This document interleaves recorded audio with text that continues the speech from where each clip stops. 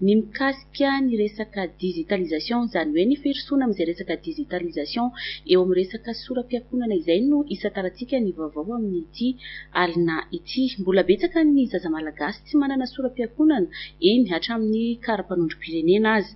Entina hanatsarana ny asa eny anivon'ireo sampandraharaha ny fiankonana ary hanamorana ihany koa ny fanomezana izany eny anivon'ny commune eto Madagasikara dia atao mifanaraka amin'ny toetrandro na hiditra amin'ny digitalisation ny fanaovana izay soram-piankonana izay eto Madagasikara amin'ny alalan'ny tetikasa prodigy. Nisy tamin'ity androany ity ny atrikasa nirahana tamin'ireo préfet sy préfet de police sy ny lehibe district manerana Madagasikara izay notanterahana tetsy amin'ny hôtel Novotel.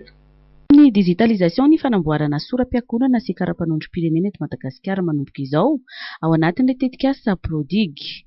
Amin'izao fiatombohan'ny tetikasa izao dia commune misa 700 ao anatin'ny faritra 7 notsongaina no anatanterahana ny tetikasa ary ao anatin'ny taona voalohany isid'ny tetikasa dia malagasy misa 2.5 tapitrisa no ezahana hotratrarina ao anatin'izany. Misy an'ilay tetikasa prodigia izay vitsiny ny banky iraisam-pirenena vola.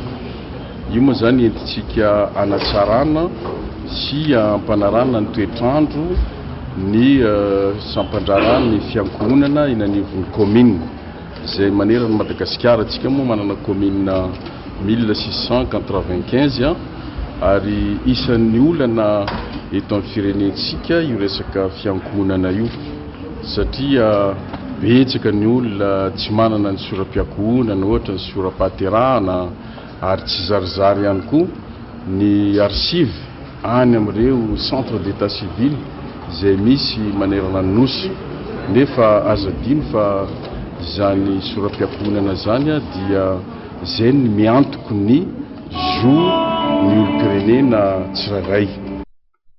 Analefahana ny dingana arahana amin'ny fanamboarana soram-piankonana karapanondro ary ny fanamafisana ny fahaiza-manaon'ireo mpiantsehatra mpiasa eny anivon'ny commune ny tetikasa prodigy ary ireo toerana tsara connexion no isany nosafidiana anaovana izao andrana izao. Nandray fanapahana fanjakana hoe reto avy ny site pilote région pilote bénéficier voalohany an'ilay réforme efa misy région 7 région zany nefa anaty liste signavin'ny monsieur le madame la SGB zay présidente ny Cosprea dia commune miisa 170 no bénéficier an'izany satria izahay zany dia privilégié ny commune izay manana accès amin'ny réseau tsara indrindra aloha zany.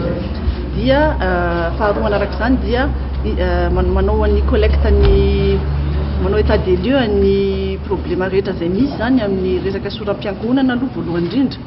Mandritra ny vola vitsivitsy sady mametraka an'ilay task force aresahan'ny monsieur le ministre teo hoe task force izay relayer an'ilay réforme sy ny modernisation en état civil any amin'ny faritra.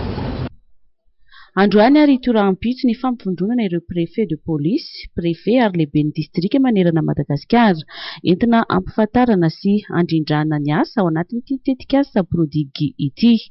Ao anatin'ny fanontanatanterahana ny digitalisation dia maro no naneho ny heviny mahakasika ny olana ianjadian'ny faritra tsirairay misy azy toy ny tsy fahatomombanan'ny herinaratra sy ny tambajotra tserasera ahafahana miroso amin'ny matianina sy ity digitalisation ity.